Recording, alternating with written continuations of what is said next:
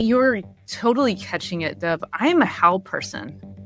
I love the where we're going conversations and the why we want to change conversations, but that's not where I go deep. Where I go deep is, okay, how? How do we get from where you are to where you want to be? How can we understand how the brain works so that we can work with the natural mechanisms instead of trying to work against how your brain works? And what I would say about the change piece that feels really important is, one, if you look at research in any of our longevity research pieces, which are usually done in countries with socialized medicine because it's a lot easier to do it there because we're tracking people over decades, personality is actually not fixed. What the research shows is actually everybody is changing all the time. My question is not whether or not you are changing. You are changing every single moment of every single day. My question is, how much influence do you personally want to have over the direction of that change? And you can have a ton. And you do not have to deepen. You do not have to change in the direction of deepening into the thing you already know. Welcome. The word boundaries, it's a word that's kind of thrown around, but I dare say that most people don't actually know what one is. What if everything you've been taught about boundaries is actually wrong? What if boundaries are not about keeping people out, but actually about letting you fully in? Let's be completely honest. Most people don't even start thinking about boundaries until they've been violated or betrayed in some way. And by that time, you're not really enforcing boundaries, and you're certainly not leading, you're reacting. Welcome to the Dov Baron Show. Come for the stories, stay for the learning. We're going to dive into all those things and a lot more in just a minute. I'm your host, Dov Baron. I advise high-performing leaders and organizations how to harness their emotional source code to purposefully transform their tribe. Today on the Dov Baron Show, our guest for the next two episodes is Juliane Taylor Shore. She is a therapist, an author, a teacher with half the alphabet initials after her name. Her story is compelling. Her journey from car mechanic to leading expert in treatment of complex trauma, fascinating. More on that in a moment. You're tuned into the Dov Baron Show. Each episode is an exploration into the minds of those who are shaping the world. Every episode is a raw, unscripted collaboration between my guests and myself as we dive into the truths that few dare to ask. We find guests for you who are often kind of unknown generally to the general public, but absolute titans in their field. The kinds of people that high-profile leaders turn to when they really need that edge. If you're the kind of leader who craves depth, not sound bites, you just hit that subscribe button right now, because this is where the real thinkers come to sharpen their edge. In this episode, I'm sitting down with Juliane Taylor Shore, and you'll hear her really speak about some things that are going to fascinate you and really question the way you've understood this thing called boundaries. As I said, she's a therapist and a teacher, and she's also the author of a brand new book called Setting Boundaries That Stick.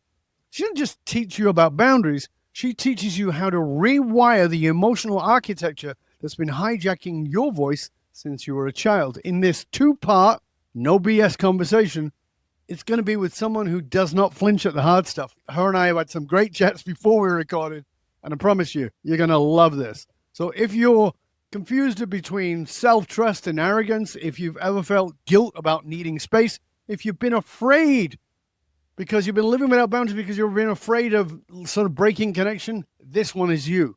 It's absolutely for you, because the cost of unclear boundaries isn't burnout, it's the slow erosion of your soul. So let's get into it. Please turn up the volume and help me to welcome Juliane Taylor Shore, otherwise known as Jules. Hey, Jules, welcome. Hey, oh my gosh, I'm so glad to be here. Thank you so much. I am so looking forward to this combo. I really enjoyed our last conversation. Your insights are profound, and I think we're talking about something that is just so grossly misunderstood. So let's sort of get into that for a minute, and then we'll go back into history in a moment. But I want to start here.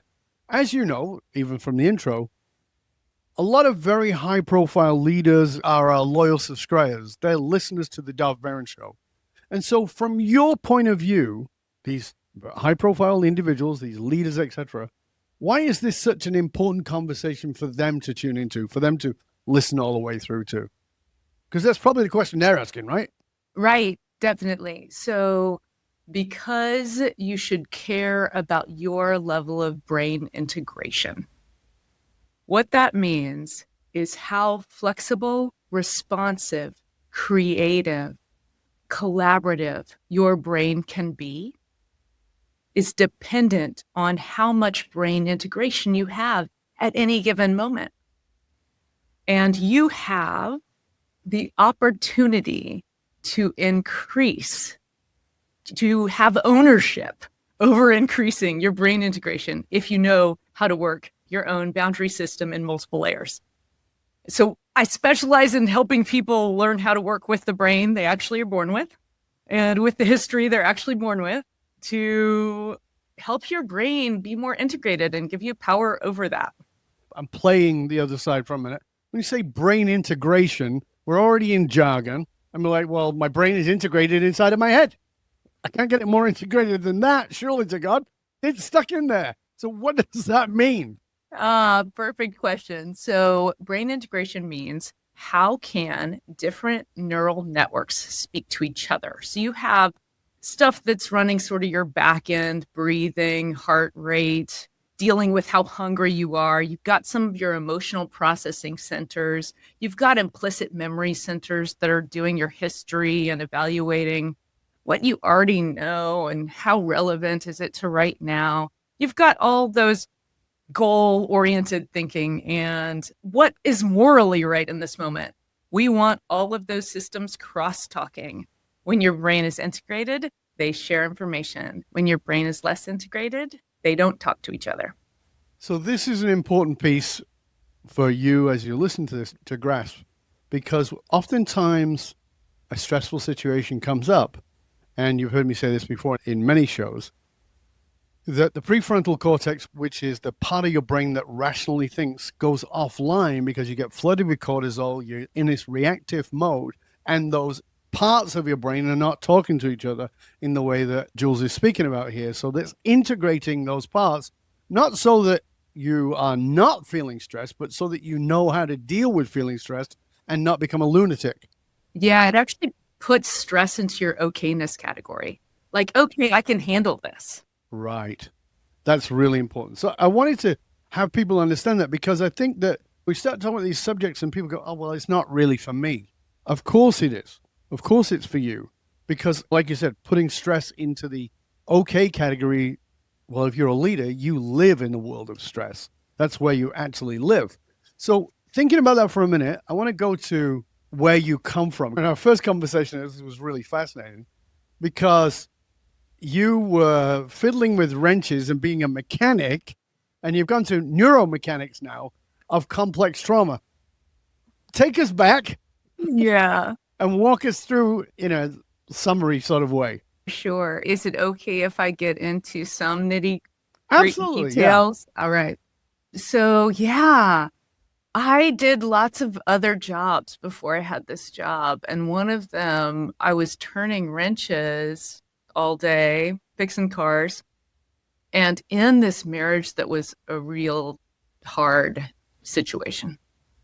And it had some abusive elements in it. It was pretty gnarly. How long were you in that marriage? I was in that relationship for 6-7 years, and we were only married 1 year when I left. But 6-7 years of this relationship that was not healthy. We get married. It gets even worse once we're married. It really escalated. And I left about a year after that, and then spent another year extricating myself legally from the situation. So it was like a 2-year process of how do I get out of this? And I was a person who thought therapy was the stupidest thing I've ever heard of. No way is that for me. I do not need that kind of help. I thought it was really dumb. Right. And at one point, my sweet therapist, poor guy, asked me to talk to a younger child of myself in the chair, and I told him to F off and left the room. Yep. Like, I am that client. I probably was a really challenging client. So just pause for a minute as Jules is telling you this, and think about yourself walking into an office, or think about your friend who said to you, you should maybe get some therapy, and you went, go forth and multiply. That's not for me. I'm not interested in that. That's too woo-woo. Who the hell wants to sit down and talk to strangers? And I'm certainly not talking to this younger part of myself. Are you nuts? I run a $1 billion organization. That's Jules. That's the person who's our guest today. This is me. And I thought it was all woo-woo bullshit. I did. And I didn't want any part of it. And I found myself in a desperate situation and couldn't figure out another avenue. So I went to a low-cost clinic, and 2 years later had managed to extricate myself from one of the worst situations ever. Mm-hmm. And went, wait a second, what is this job? I think I might want it. So you've gone from this is all bullshit to actually might want a job in this. I think I might want it. Exactly. I was like, this feels interesting and hard in a way that I like the challenge, and complex, which is the kind of thinking I like to do. And so I applied for grad school, and I went to grad school at night, and I'm still turning wrenches during the day to make ends meet, pay for grad school, all that. So I'm still working cars during the day. Every night I'm in grad school. And so I go, and I thought it was so confusing that nobody had any classes about the brain at all in my graduate program. There was a couple mentions here and there, Right. but I would never ask me or one of my guys to work on a brake system if they did not know how a brake system worked. Right. It didn't make any sense. So I'm driving down the road, my brakes don't work. I take it to a mechanic, and the mechanic says, your brakes don't work. Why do you think they don't work?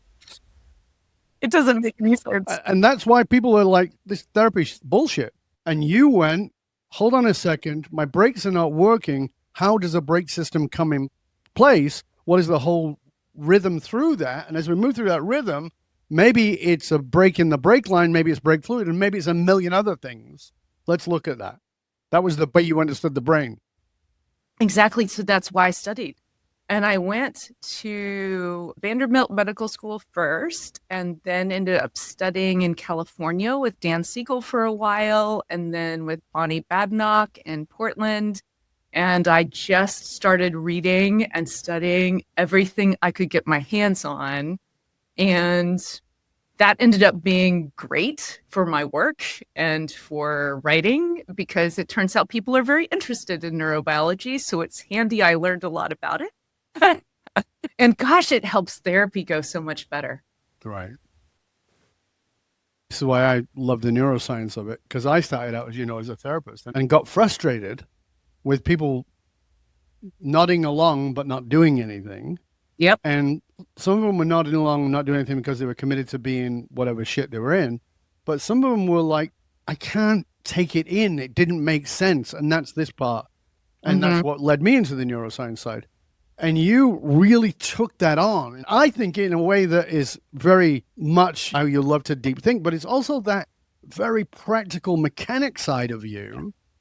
What I wonder is, how the hell did you end up in mechanics?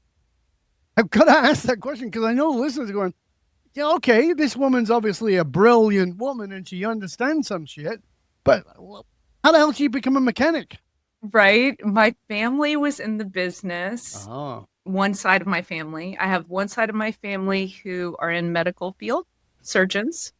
And the other side of my family that I grew up a little bit more with ended up buying mechanic shops. And I ended up learning at the hands of my stepfather, like right alongside, I'm going to learn to work on cars.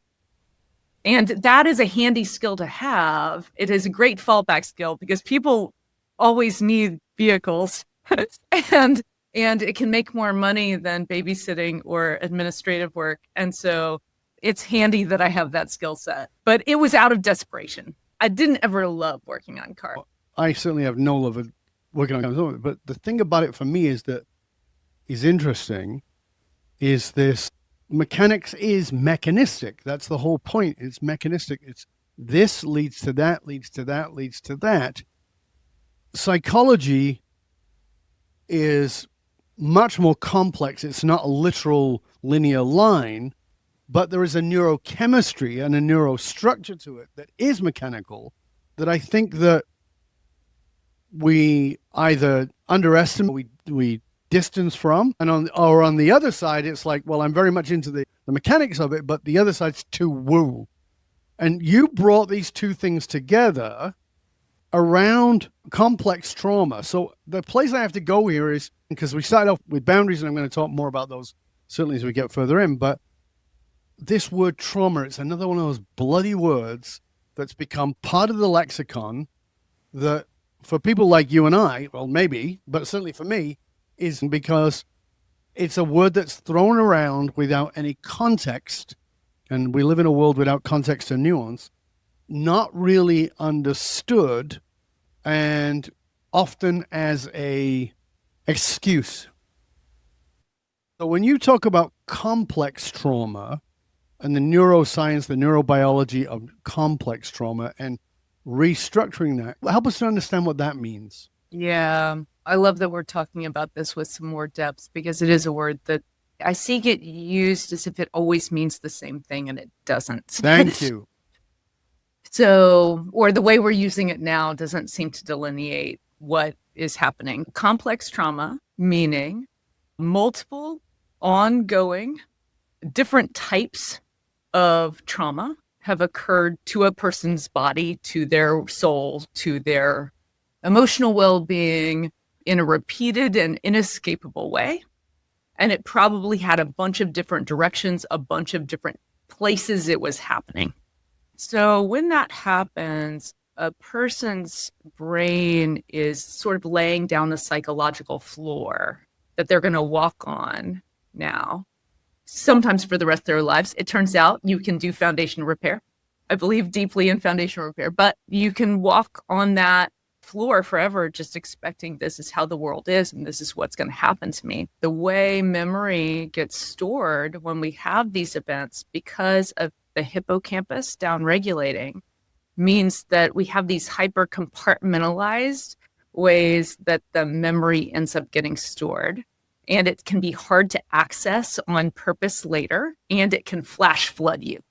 So it could come up and it feels like it's a life and death situation now when this project went wrong at work, just like it did feel like a life and death situation when my dad was drinking and came home in the middle of the night raging.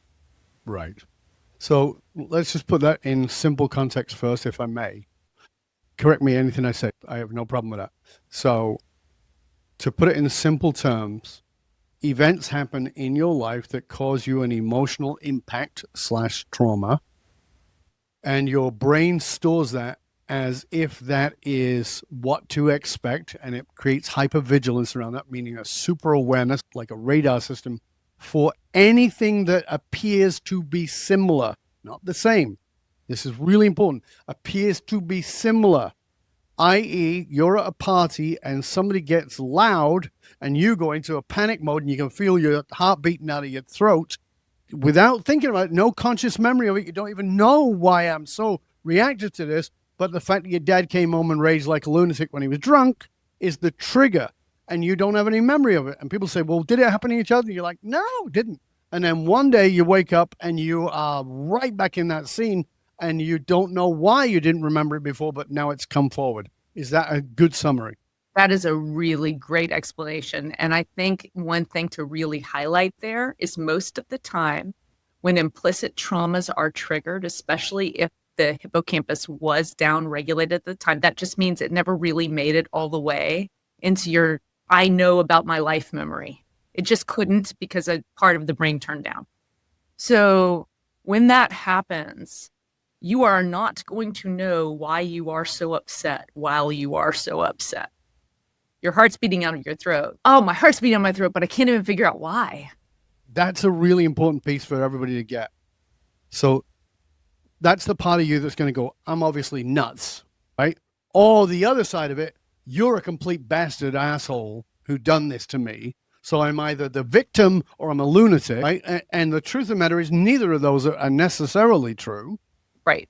You've got this flooding from history that has created this reaction, which is a protective reaction. Please understand that. When you do this thing that you look back on and go, wow, I was crazy, that's a completely protective mechanism. You didn't do it because you're crazy. It's because there's a part of you that's still a kid who's feeling threatened. Yes, exactly. Exactly. So now we've got this foundational piece that's laid in from whatever the trauma was. And now you've got different traumas because you're talking about complex traumas. The first trauma is, I'm making it up, please forgive me. My dad was a drunk. My mother was bipolar. My uncle molested me.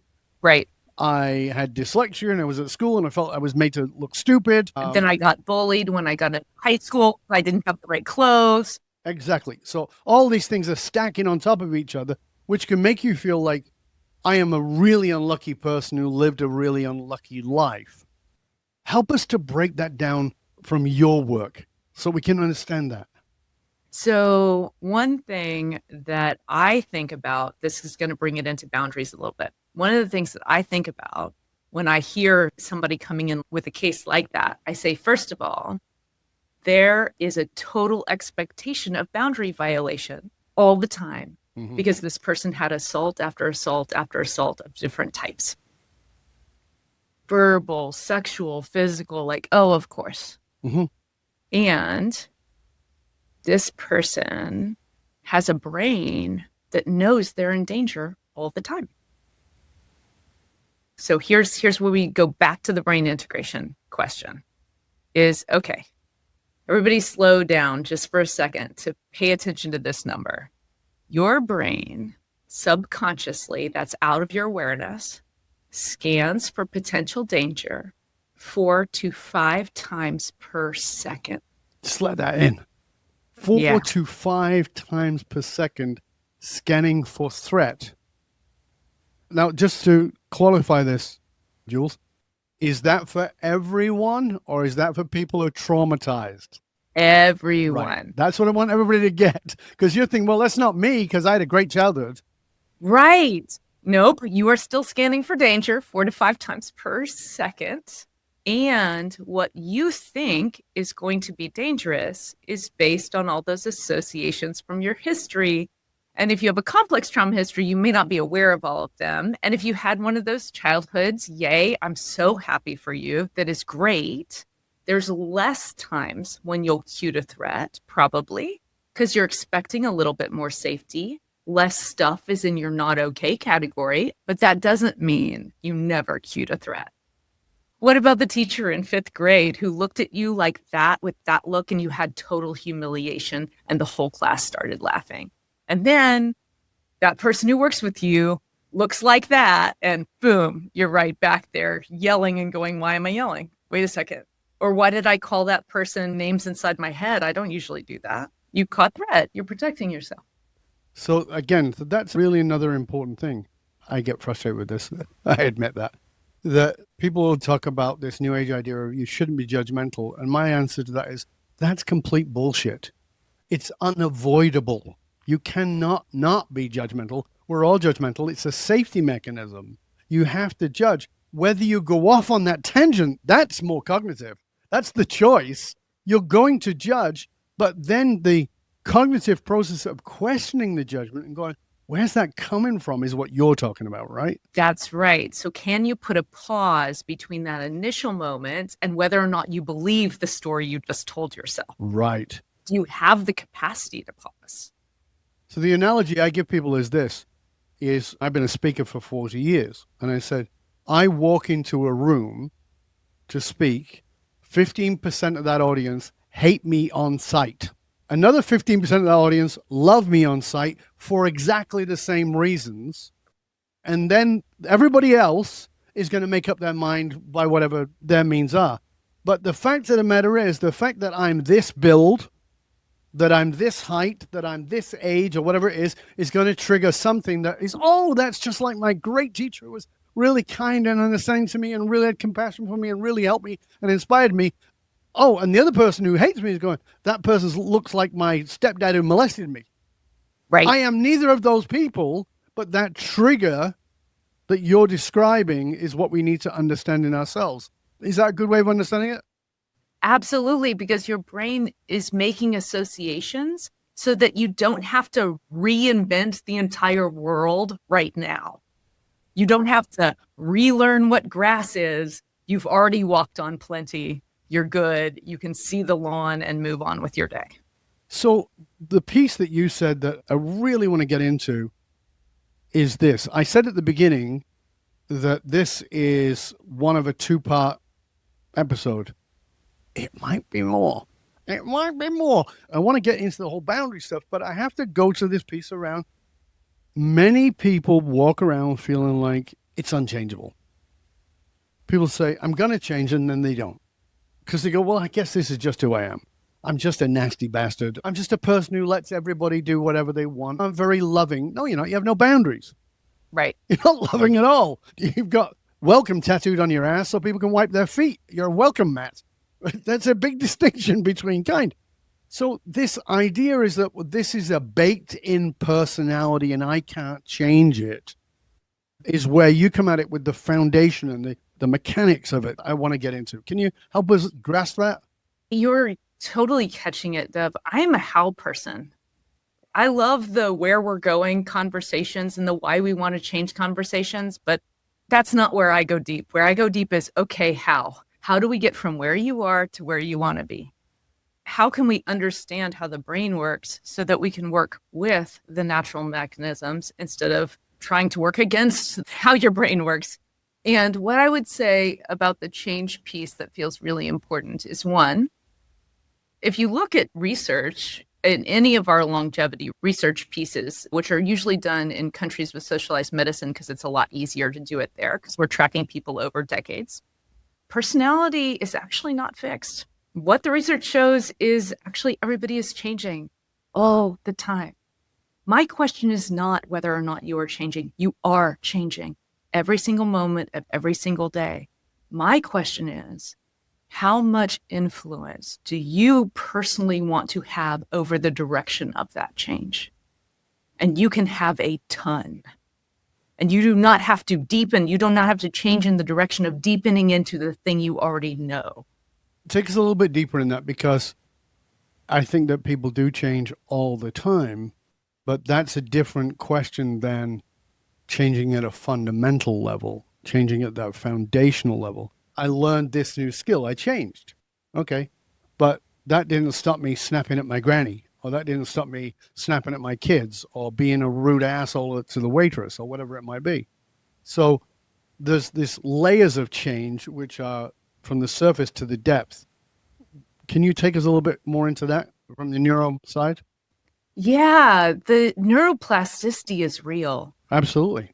And if we look into the science, I'm going to use a fancy word, but then I'm going to tell you what it means. Memory reconsolidation. Yep. Neuroscience, which is a study of how do locked networks move to be able to change. Right.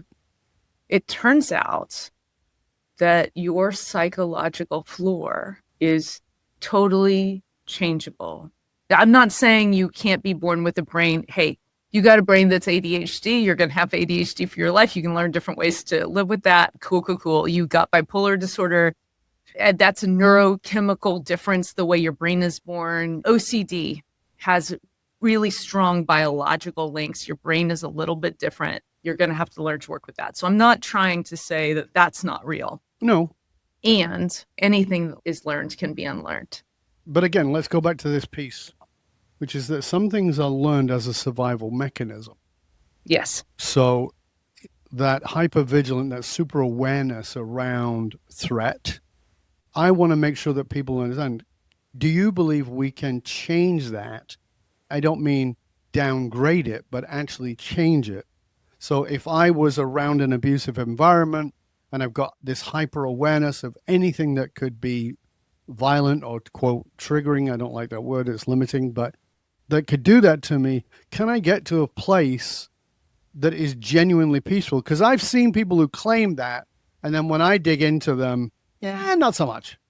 Yeah. This is such a good question, and I love sitting in the not knowing. I'm actually hanging out in a hammock of not knowing with you on this point. Beautiful. Because I think I have seen so much evidence in my own lived experience and all the work I've done with people, complex trauma work, and also complex trauma work with couples who both have trauma histories. And I've seen so many times transformations at deep, deep levels. And I also don't know if one lifetime is enough to get to all of it. You'll never, thank God, you'll never lose your capacity for a fight-flight response. You'll never lose your capacity for a freeze response. That's DNA writ. Right. We don't change that. And I don't want you to either, because if it came to it, I'd want you to be able to have that response. And is it possible for people to unlearn that the smell of alcohol is dangerous? Actually, yes. I've seen it too many times not to know that that's possible. And to have the psychological floor hold discernment between the smell of alcohol is not dangerous, but that type of slur does alert me to potential danger, but not in a way I'm reactive to. I now can handle it in a boundaried way. Right. I'm not getting into a car with that person. So that's what I want to get to in part 2 of the show, to look at this awareness, to have boundaries, and then, which is also important, boundaries in relationships. And I know you do couples work. As I told you, my wife and I do couples training. I will tell people all the time, when I work with an executive team, it's couples work. Oh, yeah. It's relationship work. Because the shit you've got with Bob, there may not be any sex involved, but you two are still running the same shit Bob's running with his missus or with his husband. You know, it's the same stuff. Yeah. So I want to get into that and give people a little bit more of the mechanics of what can I do with the fact that I want to strangle my partner on Tuesday afternoons when they've been for a drink with their friend and they've had one drink, or when my partner or my friend says this term that I find really dismissive. How do I manage that? Because I know they're a good person, but at that point I want to smash their face in, whatever it might be. So we want to get more into that. But before we do, I want to make sure that people can find out about you, your resources, your wonderful book. Please tell people where you can find out more about you. Sure. You can find me on my website, JulianneTaylorShore.com. And my book, which is called Setting Boundaries That Stick, is available wherever books are sold. And I do workshops, intensives, and do lots of teaching for people who love to learn about neuroscience. Beautiful. If you didn't catch any of that, don't worry. We're going to make sure that all that is in the show notes. And by the way, Julianne's first name is with one N, Juliane. We'll make sure it's in the show notes, all the ways to connect with her. We're going to be back in just one click. So stay curious, my friends. Stay curious about boundaries, your neuroscience, how it's playing out inside of your organization, inside of your leadership, and inside of every relationship you're having. Because remember, you may not be responding to people for who they are, or even for who you are in this moment, but actually for who you were and who they remind you of. Think about that. We're going to be back in just one click.